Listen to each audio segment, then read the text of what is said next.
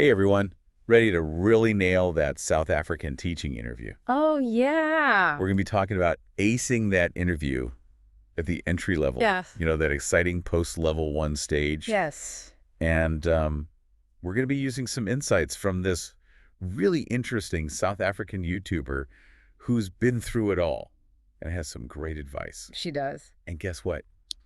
It's not all about lesson plans. That's right.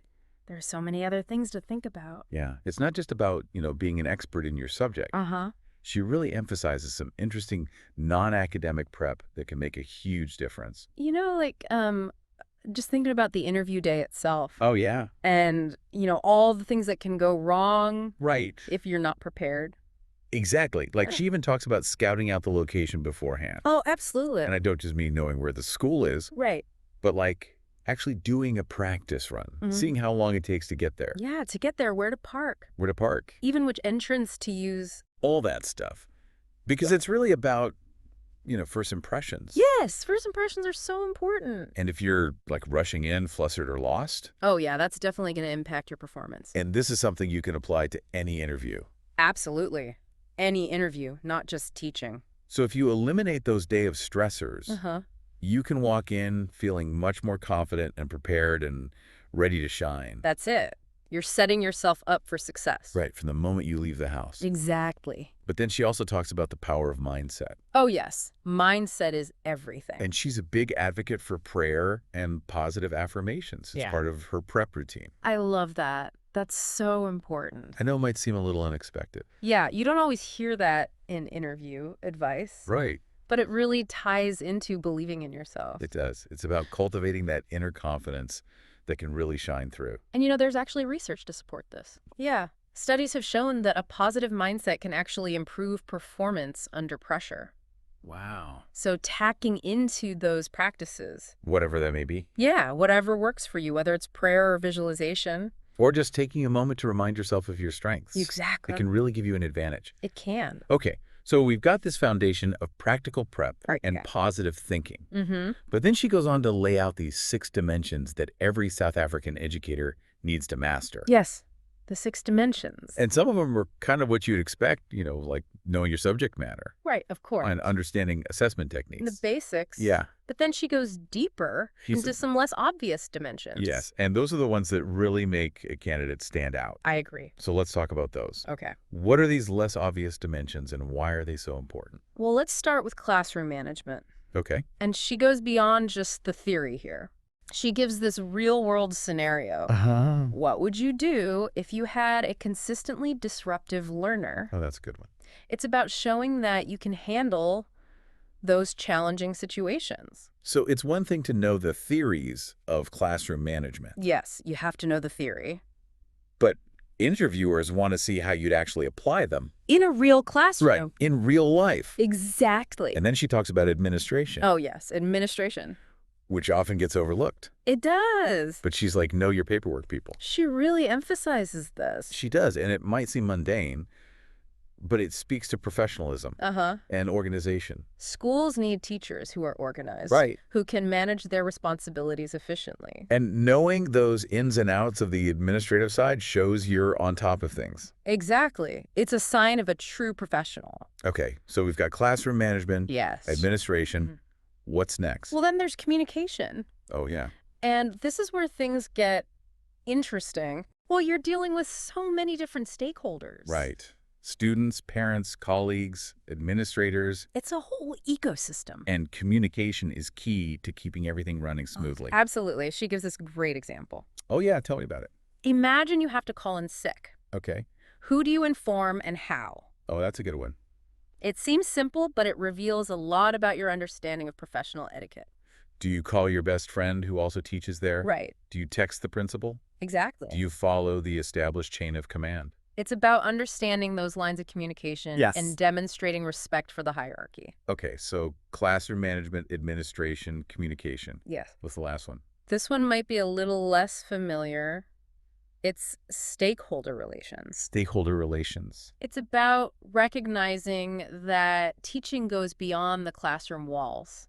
I like that. understanding the broader context. It really emphasizes the interconnectedness of the school community. Yes, and the teacher's role within that network. She uses this really powerful example Oh, yes. about a learner who might be facing abuse at home. It's a sensitive topic, It is. but it highlights the role educators play. It's about recognizing the signs, knowing the procedures to follow And collaborating with other professionals. to ensure the learner's well-being. Exactly. Okay, so we've got these 4 key dimensions: Of classroom management. administration Yeah. and stakeholder relations. It goes beyond lesson planning. They highlight those less obvious but equally important skills. You make a great teacher. And remember, this is just a glimpse into these dimensions. We'll be unpacking each one in much more detail as we continue our deep dive. Much more to come. This is already so insightful, and I know our listeners are getting a lot out of it. I think so too. But we have so much more to explore. We do. So we'll be back in just a moment to delve deeper into these dimensions Looking forward to it. and what they mean for you as you prepare for that teaching interview. Absolutely. Stay tuned, everyone. Okay, so let's jump back into those 4 key dimensions that the YouTuber highlighted: Okay. classroom management, Yes. administration, Uh-huh. communication, and stakeholder relations. Right. I think it'll be really helpful for our listeners to get a more in-depth understanding of each one, I agree. especially in the context of a teaching interview. Absolutely. So let's start with classroom management. Okay. Classroom management. It's interesting because so many people just associate it with discipline. Right. It's like that's all it is, rules and punishments. Right, but it's so much more than that. It really is. It's about creating an environment where every student feels safe and respected and engaged. You know, a well-managed classroom isn't silent and rigid. No, it's not about everyone sitting perfectly still and quiet. It's a space where learning can thrive. Exactly, because students feel comfortable taking risks and asking questions and interacting with each other. And our YouTuber, she really drives this point home. She does. She doesn't shy away from the tough stuff. Right. She talks about those learners who might have more serious behavioral issues. It's important to address that. Yeah. And what I found fascinating is she doesn't just say refer them to the principal. Right. She emphasizes the importance of trying to understand the underlying causes of the behavior. So it's about looking beyond the surface and Yeah. considering things like their home life. Or learning difficulties, Mm. or even just, a need for attention. Sometimes it's that simple. Yeah, and this is where those classroom management skills really come into play. Absolutely. A skilled teacher recognizes that every student is unique Mm-hmm. and might need an individualized approach. Right. It's not one size fits all. So it's about being adaptable. And having a diverse toolkit of strategies. Okay, so let's say you're in an interview Okay. and they ask you about how you'd handle a disruptive learner. Right. What kind of answer would really impress them? Well, I think it's less about having a right answer Okay. and more about showing that you have a thoughtful and multifaceted approach. Like, what do you mean? Well, you could talk about building relationships with your students, Okay, building relationships. establishing clear expectations, Yeah, clear expectation. and having a range of strategies. A range of strategies for different behaviors. Right. Different things will work for different students. You could also mention collaborating with other professionals. Oh, yes. That's important. Like school Or counselors. special education teachers. That's needed. It shows that you understand the support systems. Right, that you're not in it alone. Exactly. And don't forget about documenting incidents and interventions. Oh, that's crucial. It might seem like an administrative task, Right. People think it's just paperwork. but it's also important for tracking progress Yes. And identifying patterns. and ensuring consistency in your approach, It's all connected. which actually brings us to our next dimension, Administration. administration. I think a lot of people underestimate this one. They do. But it's so vital for a school to run smoothly. Think about it. Accurate record keeping, Yes. timely reporting, Mm-hmm. proper handling of confidential information. All crucial. And if we connect this to the bigger picture, Okay. it's about accountability and transparency. Absolutely. Parents trust schools to care for their children, Yes. and good administrative practices demonstrate that that trust is well placed It shows that you're organized and responsible. and attentive to detail. Right. It also shows that you respect those procedures and policies. Which are there to protect students and staff. Exactly. So in an interview setting, Yes. how can you showcase those administrative skills? Well, you're not going to be asked to fill out paperwork right there. Right. But you can talk about your experience Okay. with different administrative systems. For example. Maybe you've used a specific student information system, Oh, yeah. or you're familiar with the policies for reporting certain incidents. Right. the procedure. You could also highlight your time management skills, Oh, that's a good one. meeting deadlines. Maintaining accurate records, Huh. It's about showing that you understand the importance of these tasks. that you can handle them efficiently. And professionally. Okay, let's move on to communication. Communication. This one feels particularly important in a teaching role. Oh, absolutely. You're constantly interacting with so many different people. It's like we said before. Students, parents, colleagues, administrators. A whole web of relationships. And effective communication is key to navigating it all. It is, and I love that YouTuber's example. The one about calling in sick. Yes. It really gets you thinking It does. about those communication pathways. It forces you to think about who to inform and how. Exactly. So you're in the interview. Okay. They ask you that question. You wake up sick. Who do you call first?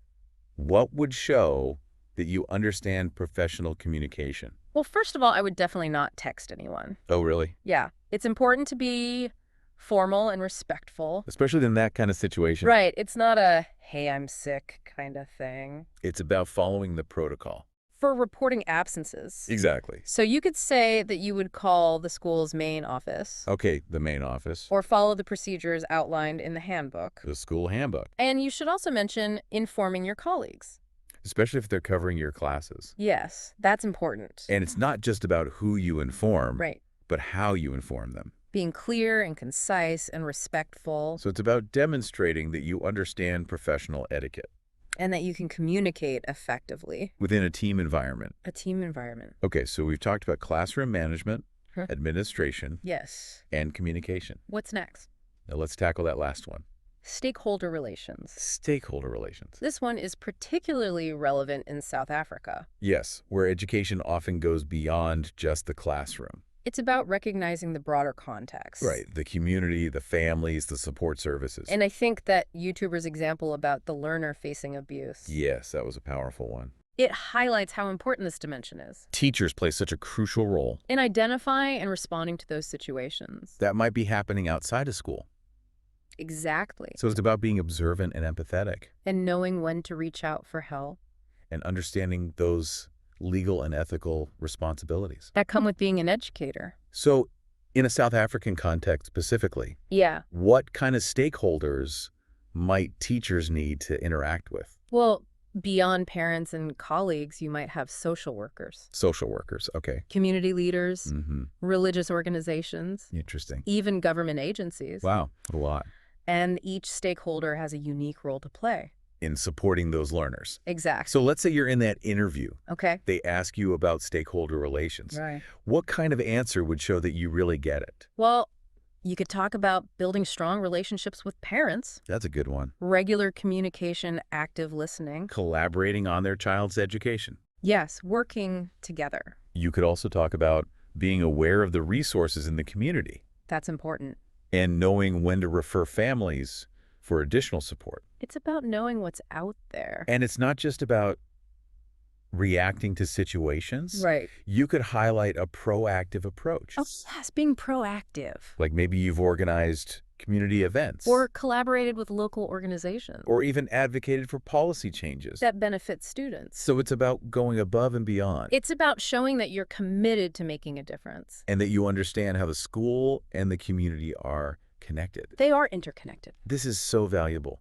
I think our listeners are getting a much clearer picture now I hope so. of what these less obvious but incredibly important dimensions really entail. And how they can translate them into interview success. Exactly. But hold on, we're not done yet. Oh, there's more. We've got one more crucial piece to add to this puzzle. Okay, I'm intrigued. We'll be back in a moment to explore how these dimensions can evolve and expand as you progress in your career. So it doesn't stop at the entry level. Stay tuned. Okay, so we've explored these 4 key dimensions: classroom management, administration, communication, stakeholder relations. It's amazing how much they cover, right? It is. They go way beyond just, the basics of teaching. And what's really interesting is how they actually evolve. Oh, how so? Well, as you gain experience and move up in your career, Right. it's like these dimensions expand alongside you. I like that. They become more nuanced and multifaceted. Okay, I'm curious. Tell me more about how they change. All right, well, let's start with classroom management. Okay. So you start out with the basics, Uh-huh. but as you gain experience, you develop this whole repertoire of strategies. You get better at it. You do. You become more intuitive. You Okay. can read a room. You can anticipate challenges. You're like a classroom whisperer.